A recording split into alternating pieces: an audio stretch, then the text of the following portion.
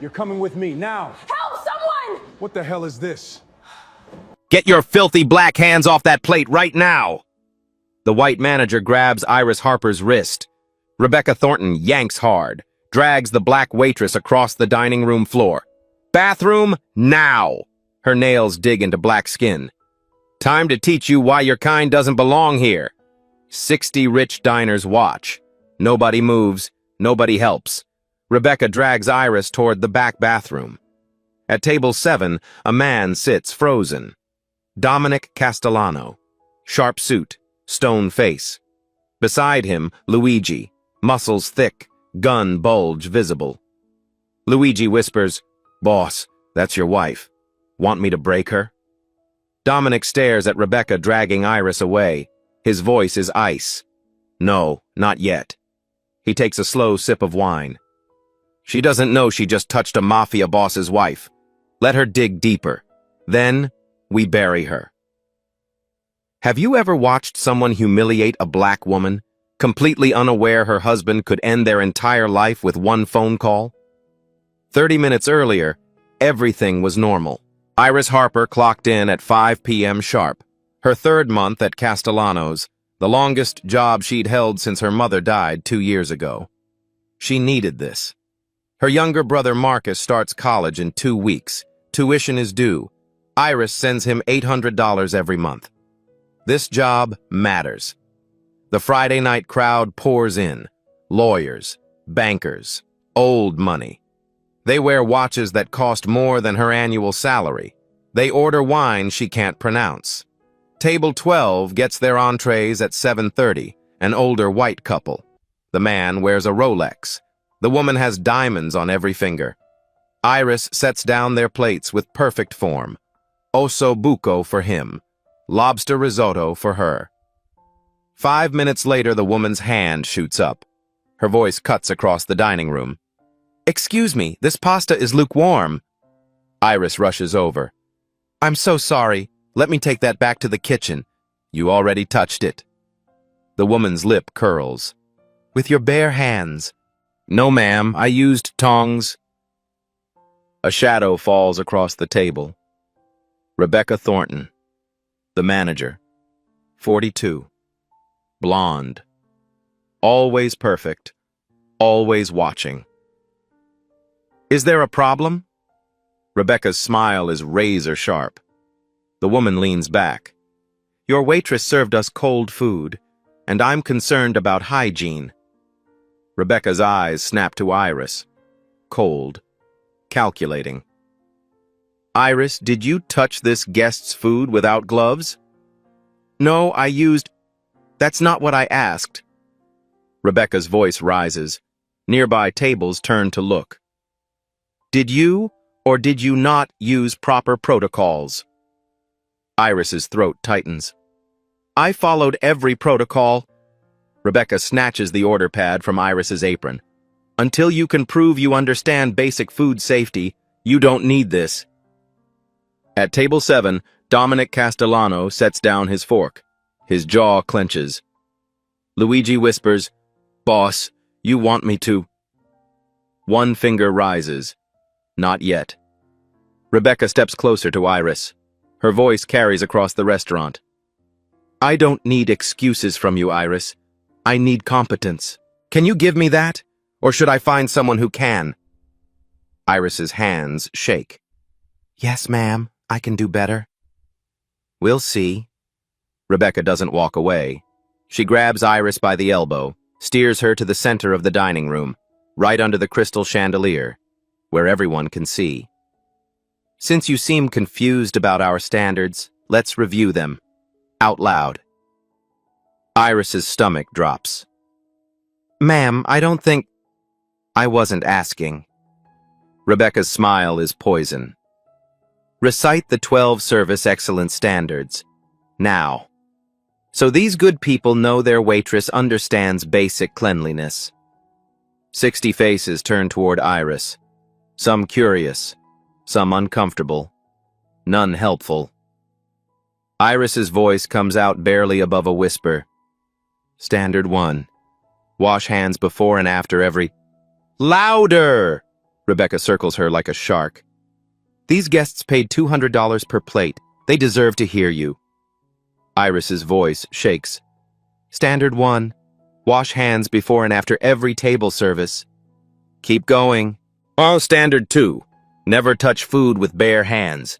Which you violated tonight, didn't you? No, I used tongs. Keep going. At table 14, a woman pulls out her phone, starts recording. Her husband touches her arm.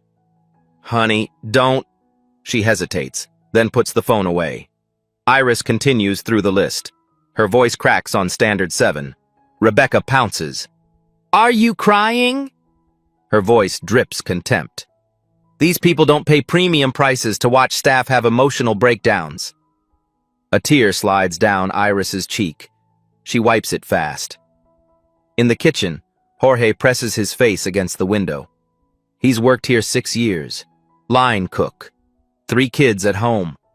He watches Iris standing under that chandelier and feels his stomach turn.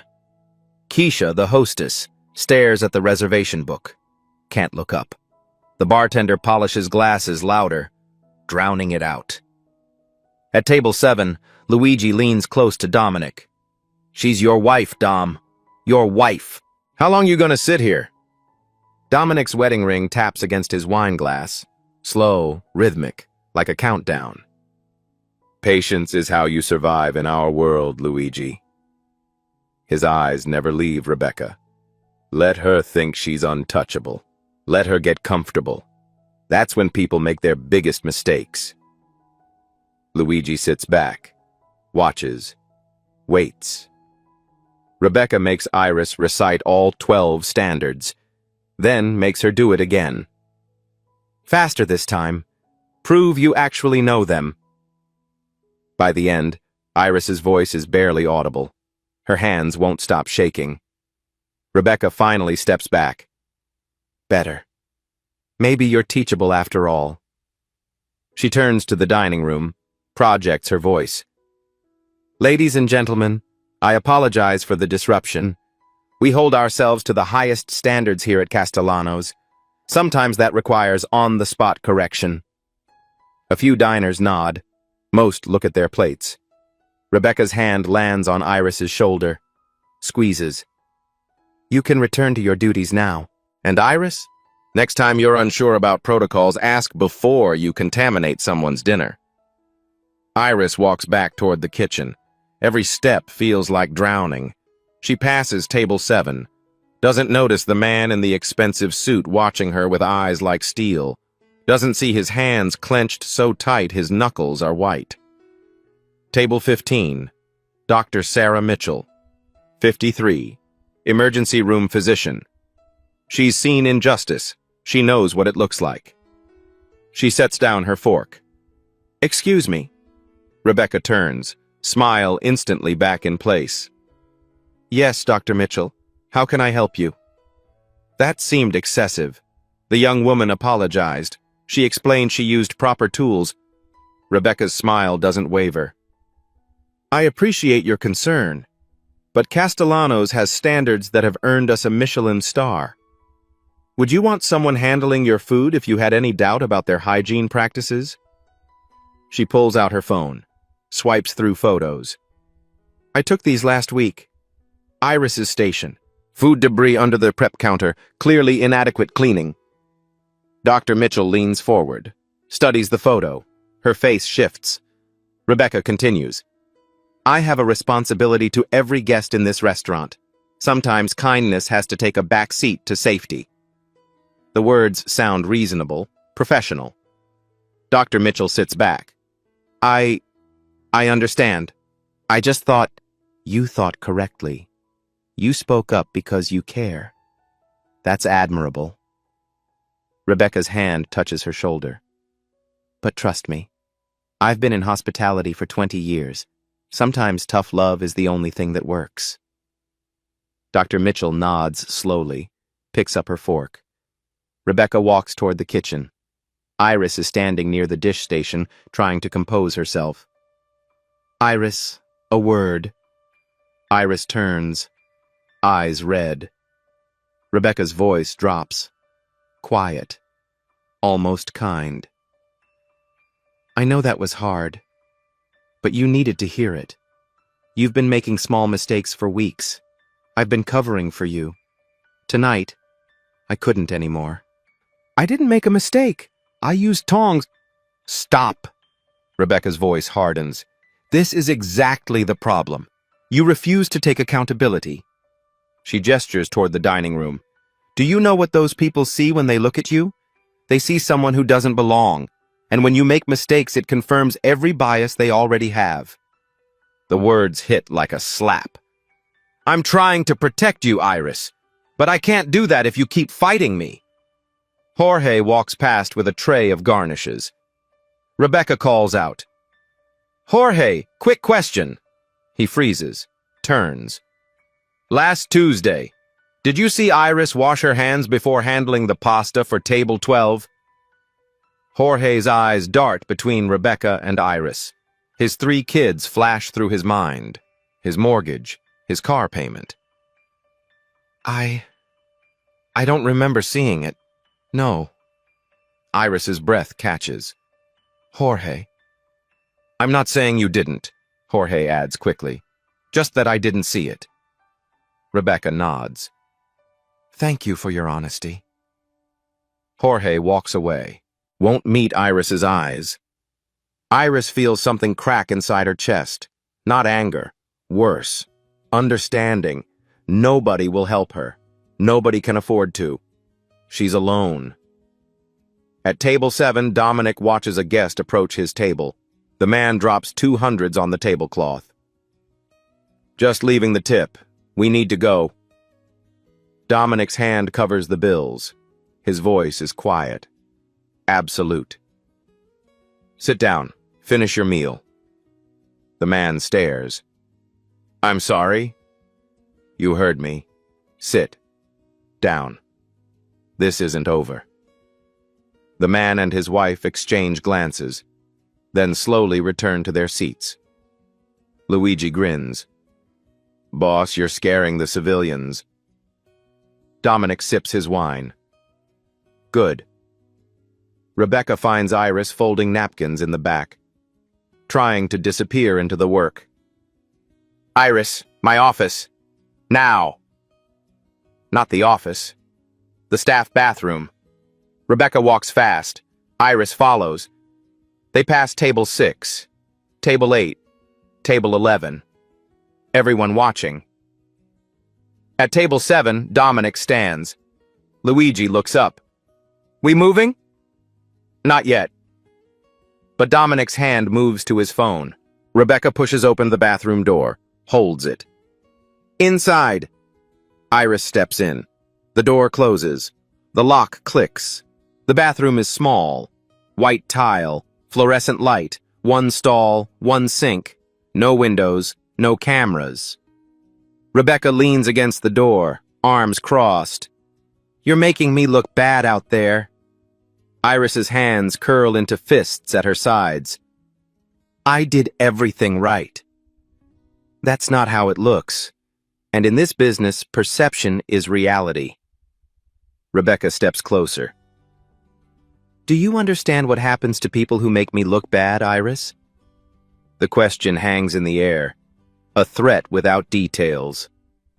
Iris's heart pounds. What do you want from me? I want you to understand your position. Rebecca's voice is soft, dangerous. You have 2 choices. 1. Clock out right now. Walk out that door. No severance. No reference. Good luck explaining to your next employer why you got fired. Iris's breath catches. Marcus's tuition, the apartment rent, the bills stacking up. Or 2. You finished your shift tonight with a smile, like nothing happened, and Monday morning you come to my office. We'll discuss your future here. I'll be fired Monday anyway. Rebecca's smile is cold. Maybe, maybe not. But if you quit now, you're admitting guilt. Everyone out there will think you deserved what happened. Iris feels tears burning. I didn't do anything wrong. Honey, Rebecca's voice is almost gentle. It doesn't matter what you did. It matters what they believe. And right now, everyone out there believes you're dirty, you're careless, you're not good enough for Castellanos. She unlocks the door, pulls it open. So what's it going to be? Iris thinks about Marcus, his acceptance letter to Howard University, his voice on the phone last week. I'm gonna make you proud, sis. I promise. I'll finish my shift. Smart girl. They walk back into the dining room. Rebecca's hand rests on Iris's lower back, guiding, controlling. Every guest watches them return. Assumptions solidify. Narratives form. She must have done something bad. That's why the manager dragged her off. She probably deserved it. Rebecca stops at the server station, loud enough for nearby tables to hear. Actually, Iris, I think it's best if I take over your tables for the rest of the evening. You can help polish silverware in the back. Less customer interaction, less risk. Translation: you're too contaminated to serve my guests. And Iris? Rebecca's voice carries. Shower before your next shift, thoroughly. The implication is clear. The insult is public.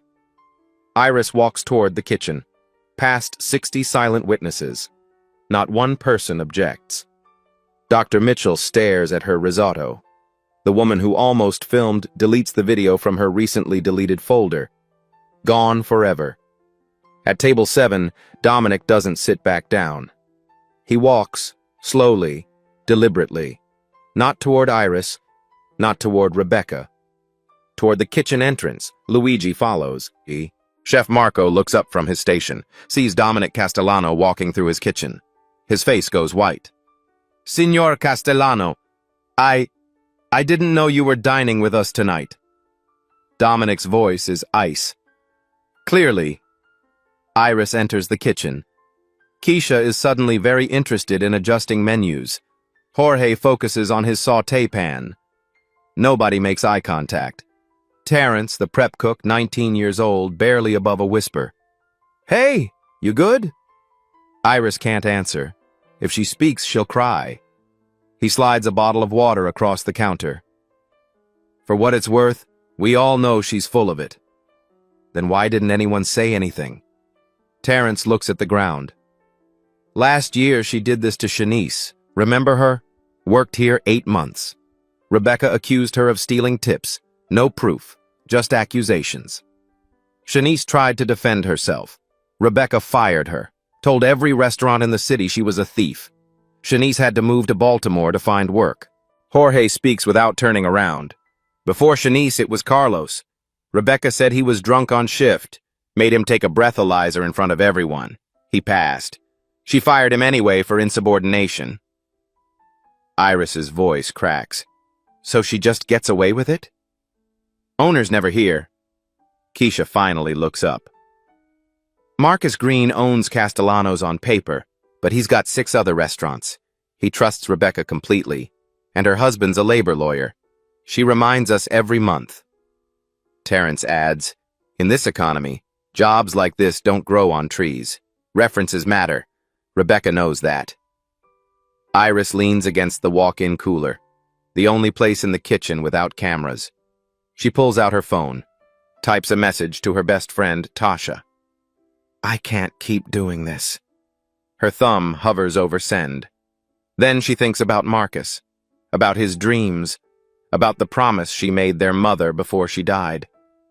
She deletes the message, puts the phone away. 30 seconds later, Rebecca's voice cuts through the kitchen. All right, everyone, crisis averted. Let's get back to excellence. We have a reputation to uphold. The kitchen staff nods, returns to work. The system resets.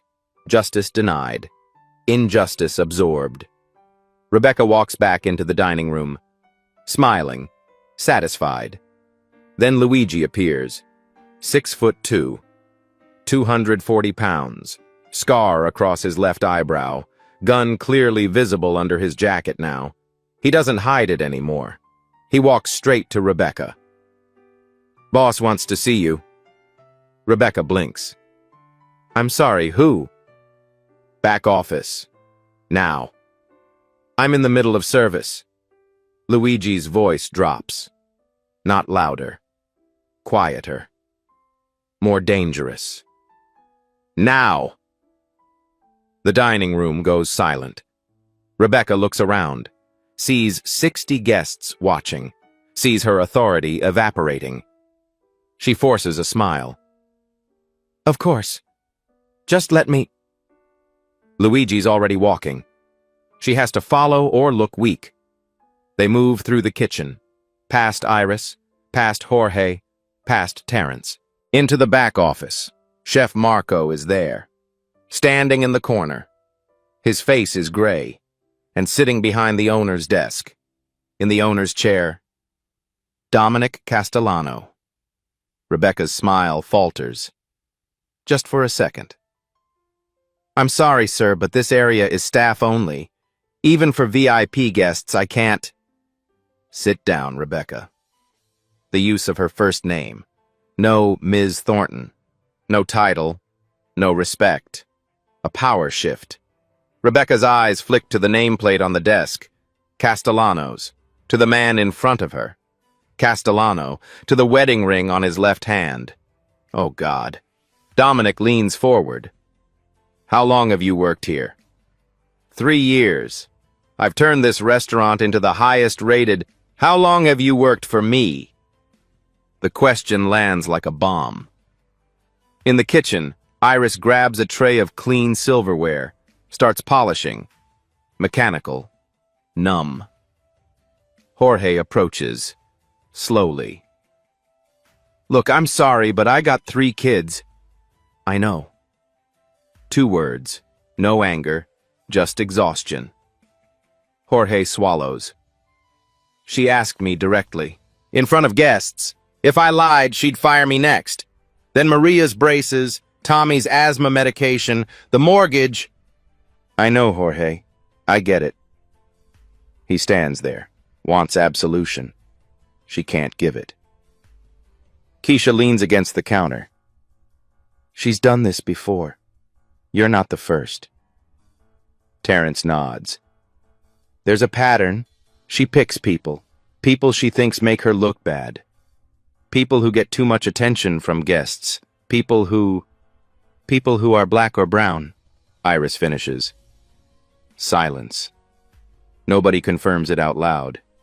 But nobody denies it either. Keisha's voice is quiet.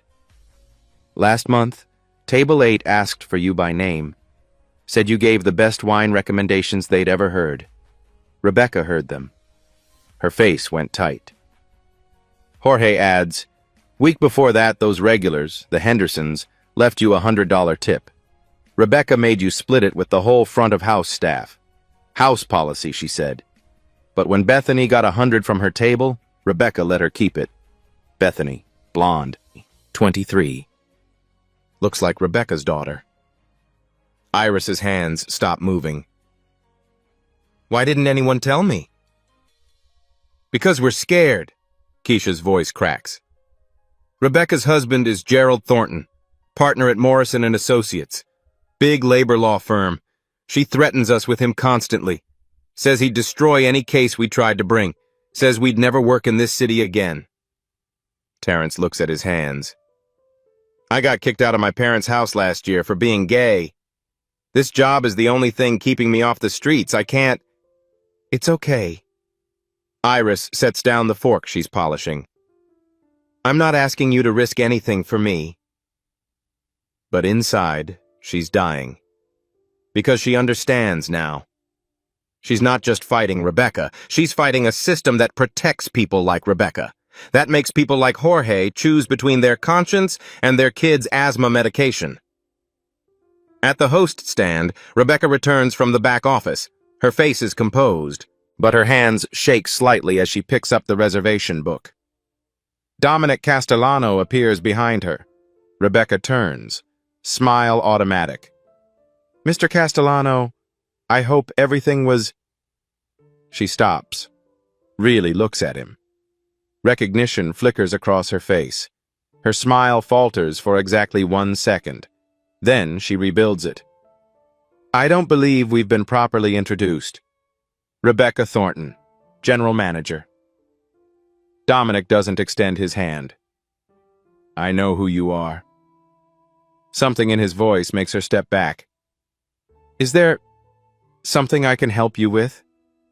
No, you've helped enough. He walks past her, back to table 7. Rebecca watches him go. A cold feeling spreads through her chest. Something is wrong. Rebecca gathers the staff near the dish station. Quick huddle. I want everyone to understand something. Her voice is authoritative, controlled. What happened tonight was about maintaining standards. Our standards. This protects all of you. Nods around the circle. When one person cuts corners, it reflects on everyone. Guests lose trust. Reviews suffer. Jobs disappear. She makes eye contact with each person. I'd hate for anyone to throw away a good position by getting involved in misunderstandings. The message is clear. Iris isn't here for this speech. She's in the walk-in cooler, the only place without cameras, the only place she can breathe. She slides down the wall, sits on the cold floor, lets the tears come. Not sad tears. Rage tears. She's done everything right. Every single thing. And it doesn't matter. Her phone buzzes. Marcus. Hey, sis. Just finished my campus tour. This place is amazing. I can't believe I'm really going to Howard. Thank you. For everything. I love you. Iris stares at the message. Types back. Love you too. So proud of you. Deletes the message she really wants to send. I'm being destroyed at work and there's nothing I can do about it. She puts the phone away. Stands up. Wipes her face. Marcus needs her. That's all that matters. She can survive 2 more weeks, get his tuition paid, then quit. Find something else. She opens the cooler door. The kitchen has returned to normal. Plates going out. Orders coming in. The machine keeps running. Iris picks up her polishing cloth. 10 minutes later, Rebecca announces to the dining room. Projects her voice. Professional. Warm. Ladies and gentlemen, thank you for your patience during our earlier adjustment. Everything is back to normal. Please enjoy your meals. And as always, if there's anything we can do to make your evening more perfect, don't hesitate to ask. Scattered applause. The guests relax. Conversation resumes. The uncomfortable moment is over. The system has absorbed the injustice and moved on. Then Luigi stands up from table 7, walks through the dining room. Every eye follows him. He stops in front of Rebecca. She smiles. Can I help you, sir? Boss wants to see you. Back office. Right now. Rebecca's smile tightens. I appreciate the message, but I'm currently managing the floor. Wasn't a request. The dining room goes silent again. Rebecca looks around. 60 guests watching. Her authority evaporating in real time. Of course, just let me... Luigi's already walking. She has to follow. They move through the kitchen. Iris sees them pass, sees the fear in Rebecca's eyes. Something is happening. The office door closes behind them. Dominic sits in the leather chair behind the mahogany desk, the owner's desk, the power position. Chef Marco stands against the wall, silent, gray-faced. Rebecca's confusion is visible. I'm sorry, but this is a restricted area. Even for valued guests, I can't allow... Sit down, Rebecca. Her first name, casual, dismissive. She sits. Dominic leans back, studies her. How long have you worked here? 3 years. I've increased revenue by 40%, raised our Zagat rating, earned a Michelin star. How long have you worked for me? Rebecca blinks, looks at the nameplate on the desk. Castellanos. Looks at the man in front of her. Dominic Castellano. Her mouth goes dry. You own 48 restaurants across the Northeast. This is the flagship. Named after my grandfather. His voice is conversational, almost friendly. He started with a food cart in Little Italy, 1923. Built it into an empire. Rebecca forces her smile back. Mr. Castellano, it's an honor. I had no idea you were dining with us tonight. If you'd known what? You would have behaved differently? She hesitates. Dominic leans forward. That woman you humiliated tonight. The one you dragged across my dining room. The one you shamed in front of 60 guests. The one you locked in a bathroom to threaten. Rebecca's face goes pale. Tell me her name. Iris. Iris Harper. Wrong. Dominic's wedding ring taps the desk. Once. Twice. Iris Castellano, my wife. The room tilts. Rebecca's mouth opens. No sound comes out. We've been married 8 weeks. She insisted on using her maiden name here. Wanted to prove herself on merit. See if my restaurants really treated people the way I claimed they did. He stands, walks around the desk. Congratulations, Rebecca. You showed her exactly how they're run. Rebecca's brain scrambles for words, excuses, anything. Mr. Castellano, I had no idea. If I'd known she was your wife... Stop. One word. It freezes her. Right there. You just told me everything I need to know. He's standing over her now. You didn't apologize for what you did. You apologized for who you did it to. His voice is ice. That means the behavior was fine. You just picked the wrong target. Rebecca's mouth opens and closes. Dominic walks to the laptop on the desk, opens it, turns the screen toward her.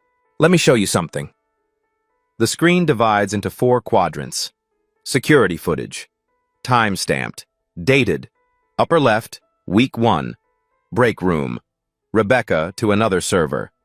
Did you see her hair? Looks like she stuck her finger in a socket. These people really need to learn professional grooming. Upper right, week 5. Server station. Rebecca erasing something on a clipboard. Zoom in. The employee of the week ballot. Iris's name crossed out. Lower left, week 8. Rebecca assigning shifts. Gives Iris every Sunday morning, the dead shift.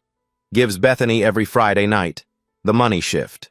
Lower right, tonight. The bathroom. Audio included. Do you understand what happens to people who make me look bad, Iris? Rebecca's face drains of blood. 3 months ago, Dominic Castellano made a decision that would change everything.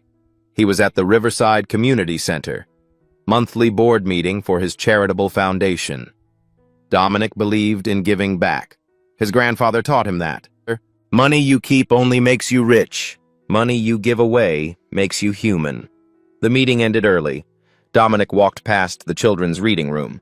Saw her, Iris Harper, 28 years old, reading Where the Wild Things Are to 7 kids sitting cross-legged on the floor. Different races, different backgrounds. All mesmerized. She did the voices, made the kids laugh. When the story ended, she asked them questions.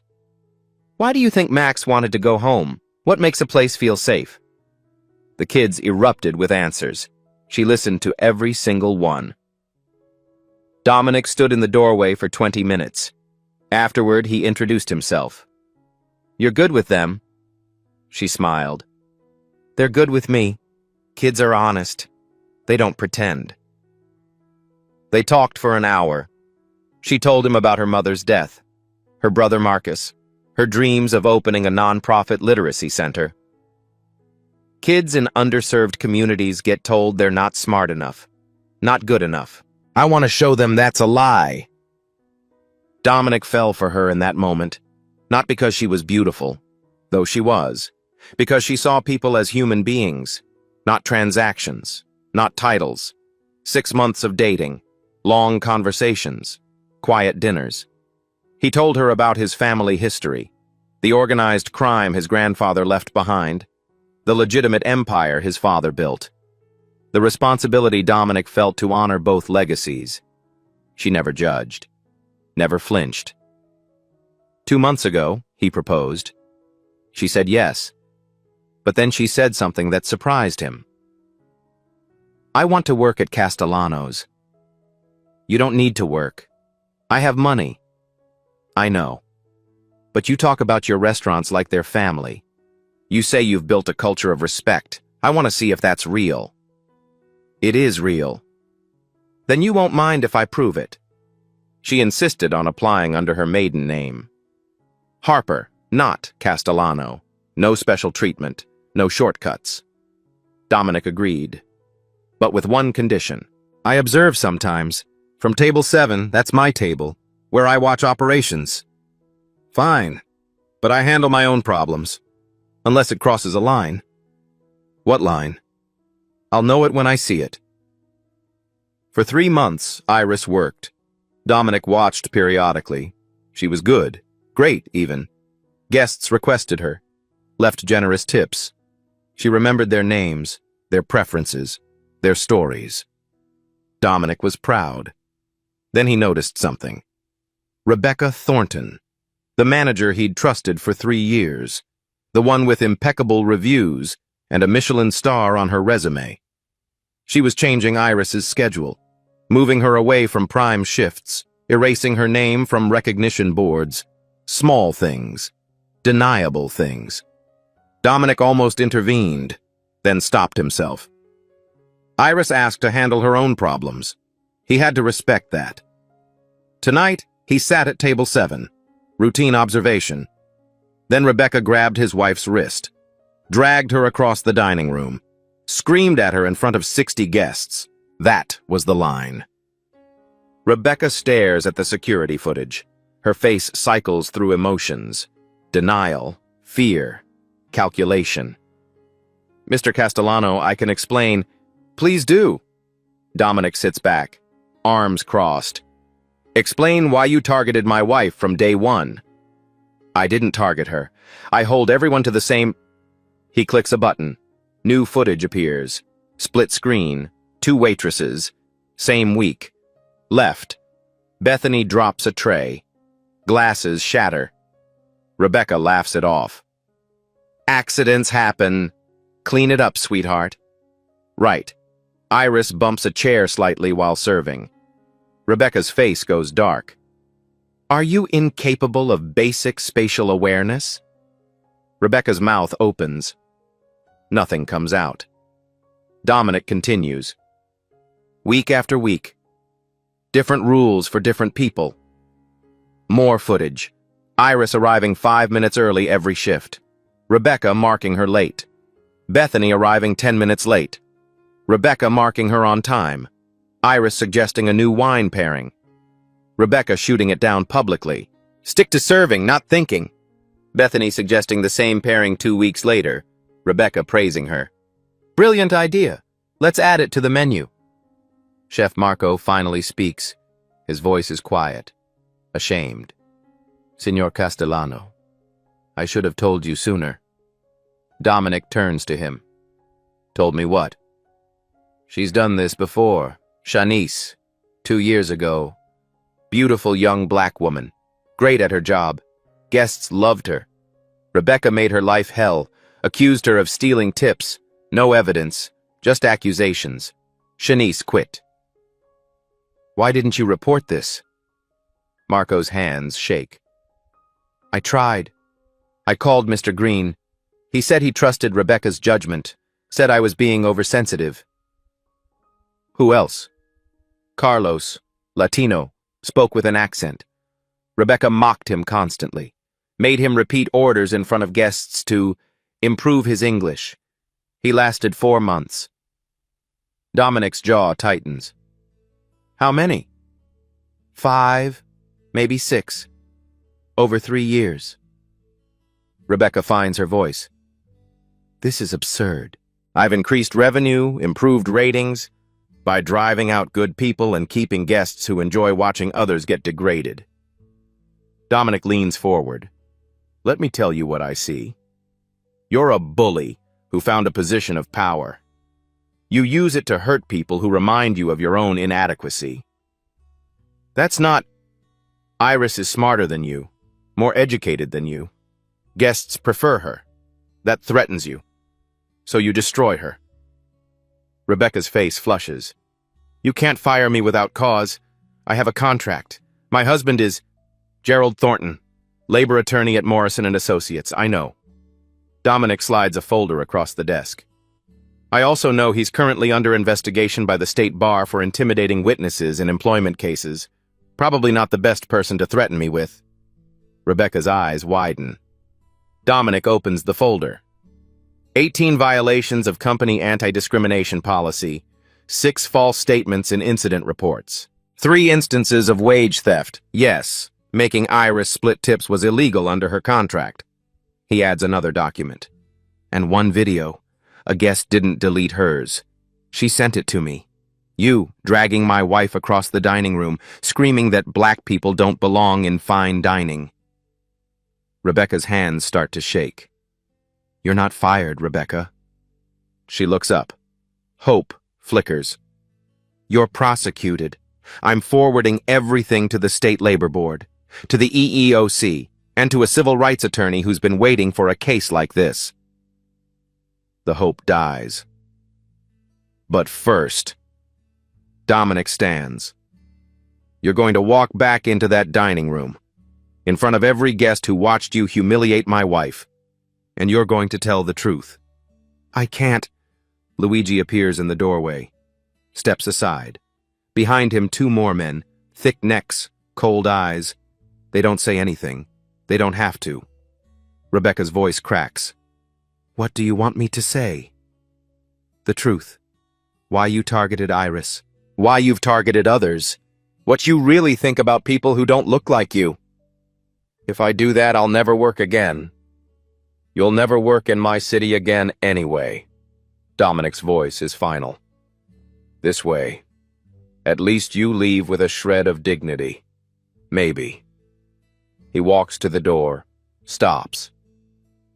My grandfather used to say, respect isn't given because of what you own. It's earned by how you treat people when you have all the power and they have none. You failed that test, Rebecca. He opens the door. Now let's go show those guests who they've really been dining with. The dining room hasn't emptied.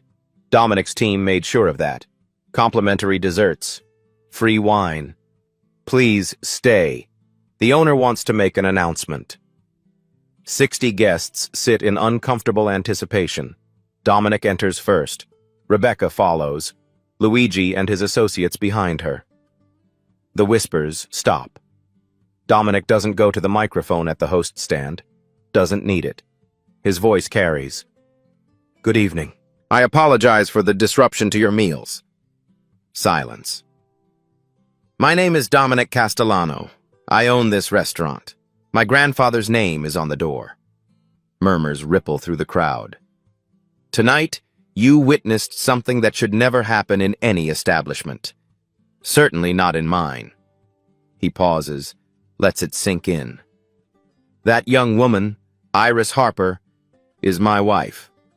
Gasps. Heads turn. Dr. Mitchell's hand covers her mouth. But more importantly, she's a human being. She was treated as less than one tonight, by someone I trusted. His eyes sweep the room. How many of you saw what happened and said nothing? Uncomfortable shifting. People look at their plates. I'm not judging. I'm asking. Because silence is a choice. Tonight, we all made the wrong choice. Including me. He gestures to Rebecca. Rebecca has something to say. Rebecca steps forward. Her face is pale. Her voice shakes. I targeted Iris Harper. Her voice is barely audible. Louder, Dominic says quietly. I targeted Iris Harper because... She swallows. Because she was good at her job. Because guests liked her. Because I felt threatened. Jorge watches from the kitchen window. Tears stream down his face. I've done this before. To others. To people of color. To people I thought didn't belong here. The room is silent as death. Dominic speaks. You left out the part about race. Rebecca can't say it. Her mouth opens. Nothing. Dominic doesn't push. The implication hangs in the air. Everyone understands. Dominic's voice cuts through the silence. Iris, would you come out here, please? The kitchen door swings open. Iris emerges, still in her stained uniform, sauce still visible on her collar, eyes red but dry. The room holds its breath. She walks slowly, every step measured, head high.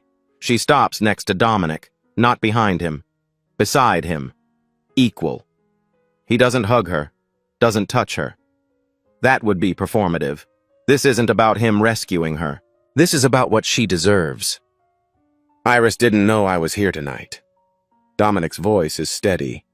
She took this job to prove something to herself, that she could succeed on merit alone. He looks at the 60 faces staring back.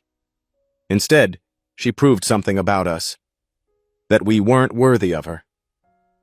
Dr. Mitchell dabs her eyes with her napkin. The couple from table 12, the ones who complained about lukewarm pasta, stare at their hands. Dominic continues. How many of you saw what happened tonight and said nothing? Silence. I'm not judging you. I'm asking you to judge yourselves, because silence is a choice. Inaction is a choice. Tonight, we all chose wrong. He turns to Iris. You don't owe anyone words, but if you want to speak, they'll listen. Iris looks at Rebecca, then at the crowd. Her voice is quiet, strong. I don't need an apology from her. Rebecca's head snaps up, confused. An apology is just words. Words are easy. Iris's eyes sweep the room. I need systemic change. I need policies, accountability, protection for the next person who doesn't have a husband sitting at table 7. A man in the back starts to clap. Then another. Then the whole room erupts in applause. Iris doesn't smile. This isn't a victory. Not yet. People like Rebecca exist everywhere, in every restaurant, every office, every hospital, every school. Her voice rises. They survive because we let them, because we're scared, because we need our jobs. She looks directly at Jorge in the kitchen window. I understand that fear. I have that fear. But we can't let fear decide who gets dignity and who doesn't. The applause continues. Iris steps back. Done. Dominic pulls out his phone, speaks into it clearly. Rebecca Thornton, terminated, effective immediately. Rebecca's knees nearly buckle. Severance voided under Section 12B of your contract. Willful violation of anti-discrimination policies. He looks up. Security will escort you out after we're done here. Rebecca's voice cracks. You can't. I can. I am. He continues speaking into the phone. Forward complete documentation to the State Labor Board, to the EEOC, and to Attorney Margaret Williams at the Civil Rights Legal Fund. He ends the call, turns to the dining room. For those of you still here, I want to announce some immediate changes to Castellanos. Guests lean forward. 1. Every staff member will undergo third-party anti-discrimination training. Not the online checkbox kind. Real facilitated sessions, with accountability. Nods around the room. 2. We're implementing an anonymous reporting system. External review board. No retaliation policies with teeth. More nods. 3. Profit sharing. Every employee, from dishwasher to sous chef, will receive quarterly bonuses based on restaurant performance. When we succeed, everyone succeeds. The kitchen erupts in shocked whispers. Jorge mouths, "Oh my God," through the window. And 4, Iris will oversee our cultural audit, if she wants the position. New role, Director of Staff Experience. She'll report directly to me. Iris's eyes widen. She wasn't expecting this. Dominic looks at her. Only if you want it. No pressure. She nods slowly. I want it. The room applauds again. Dr. Mitchell stands, walks over to Iris, hands her a business card. I run an employment rights clinic, pro bono, if you or anyone on your staff ever needs support. Iris takes the card. Thank you. The couple from table 12 approach. The man holds an envelope. We're sorry, this doesn't fix anything, but... He hands it to Iris. She opens it. $500 cash. A note. We were wrong. Please forgive us. Iris's hands shake.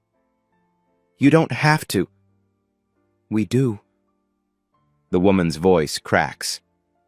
We started this. We complained about nothing. We set everything in motion. We're so sorry. 3 other guests delete their Yelp reviews mid-dinner. The reviews that praised Rebecca's high standards and no-nonsense management. One woman tweets, I witnessed racism tonight at Castellano's, but I also witnessed justice, and that's something I'll never forget. Dominic addresses the room one final time. Your meals tonight are complimentary. All of them. Surprised murmurs. Not as a gift, as a reminder. His voice is firm. You got to watch injustice happen and walk away full. Some people don't get to walk away. Remember that. The words land heavy. Rebecca has to walk through the dining room to leave.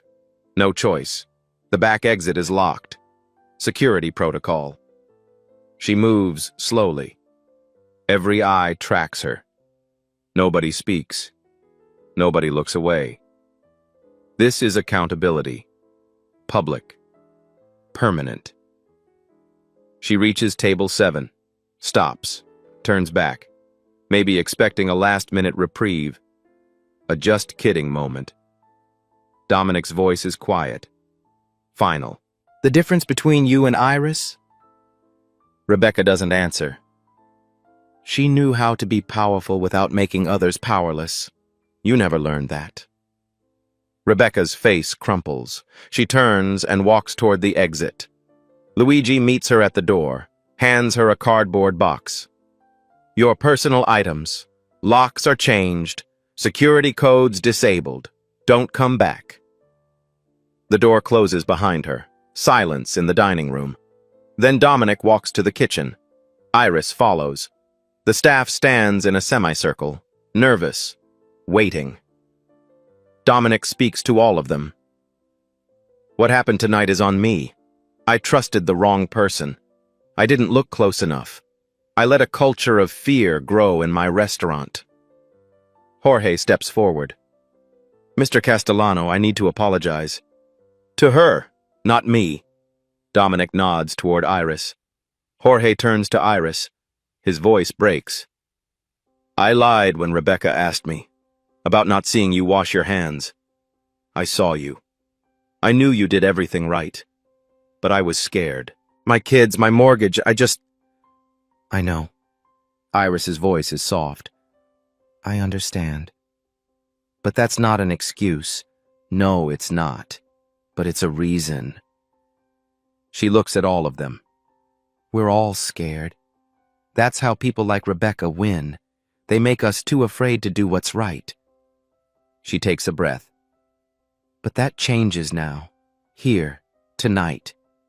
We build something different. Keisha wipes her eyes. What do we do? Iris looks at Dominic, then back at the staff. We create a place where fear doesn't dictate silence, where speaking up doesn't cost you everything. Dominic nods. Starting now. In the office, alone with Iris minutes later, Dominic finally lets his guard down. I should have done more sooner. I should have... You trusted your people. That's not wrong. Iris touches his arm. She betrayed that trust.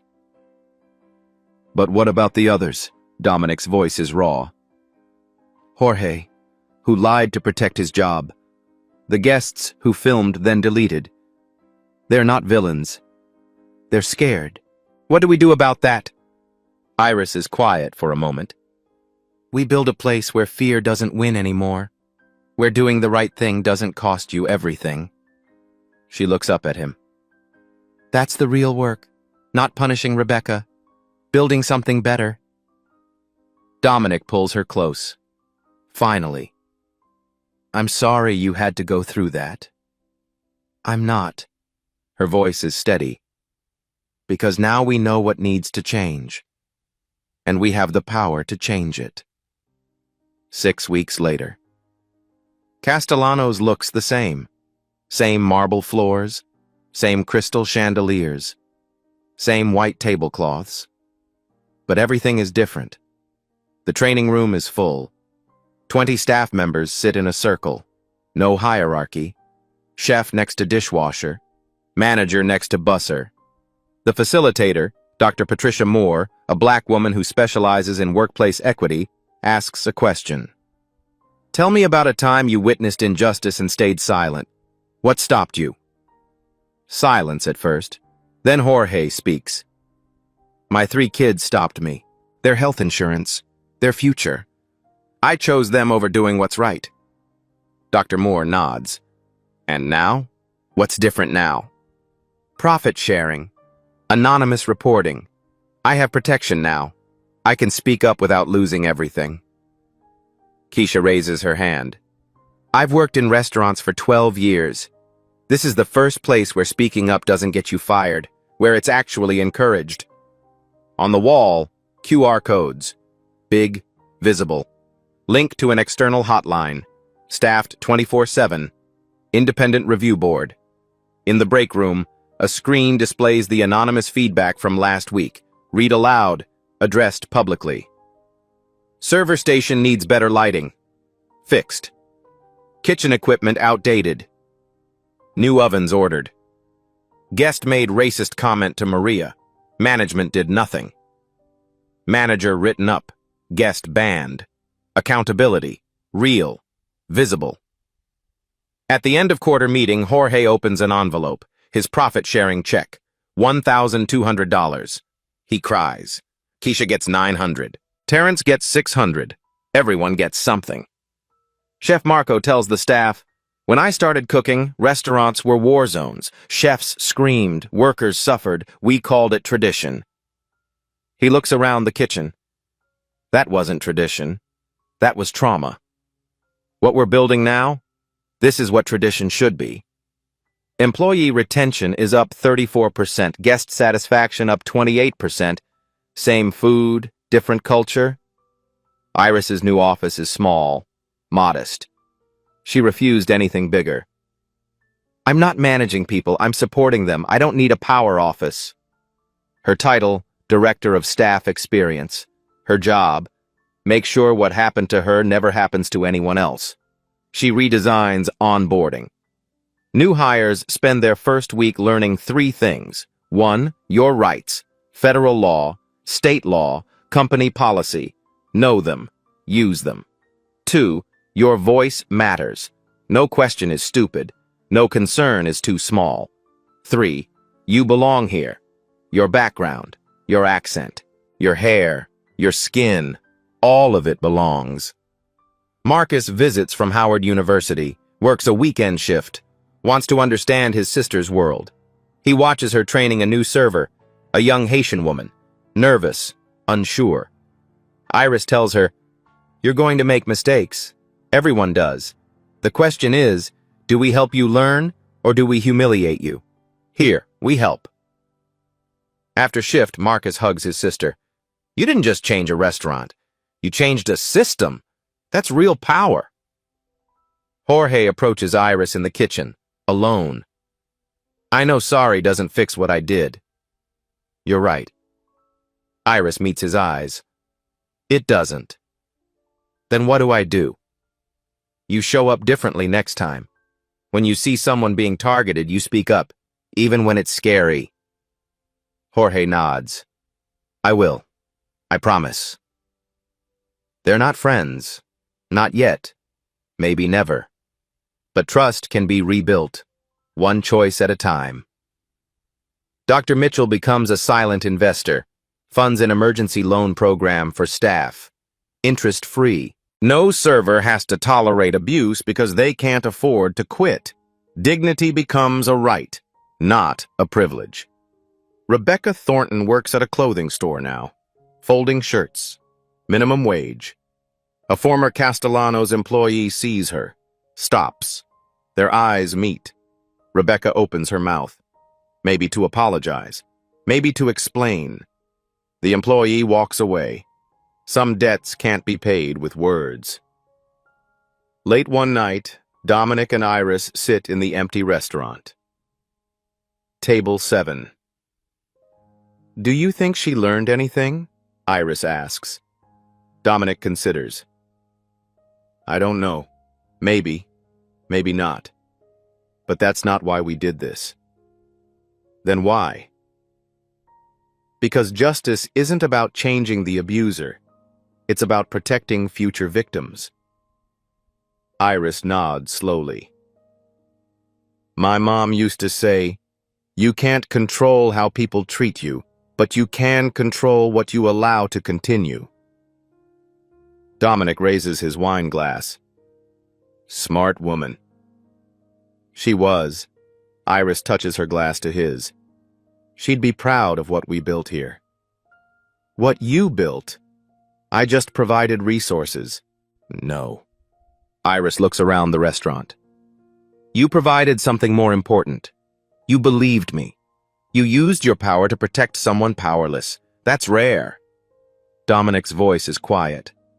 My grandfather used to say, power is only real if you wield it for people who can't wield it themselves.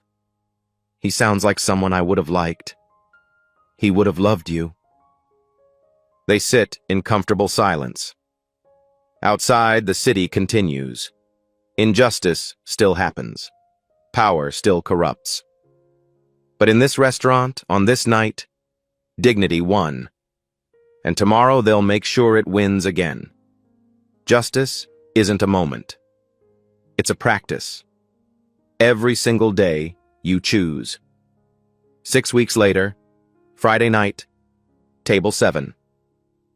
Iris and Dominic sit together. Not working, just dining. Like any other couple. A new waitress approaches, Jasmine Rodriguez, 22, Latina. First shift. Her hands shake slightly as she sets down their appetizers. Iris notices, smiles. First night? Jasmine nods. Is it that obvious? You're doing great. Beautiful presentation. Jasmine exhales. Thank you. I'm just nervous. Iris leans forward. Let me tell you something. If anyone here ever makes you feel less than excellent, you come find me. Immediately. You belong here. Never forget that. Jasmine's eyes water. Thank you. That means everything. She walks away, stands taller. Dominic leaves a 100% tip. The camera pulls back. The restaurant buzzes with life, laughter, conversation, dignity. Voiceover begins. Calm, steady, powerful. Power doesn't announce itself with titles or wealth. It announces itself in how you treat people when no one's watching, and in what you do when everyone is. Have you ever witnessed workplace injustice? What did you do? Tell us in the comments below. If this story moved you, share it, because someone you know is Iris. Someone you know is fighting to keep their dignity in a system designed to strip it away. They need to know they're not alone. Subscribe for more stories that prove dignity always wins, even when it takes time, even when it's hard. Because justice isn't a moment. It's a choice we make, every single day. Text appears on screen. Respect, equality, responsibility, redemption.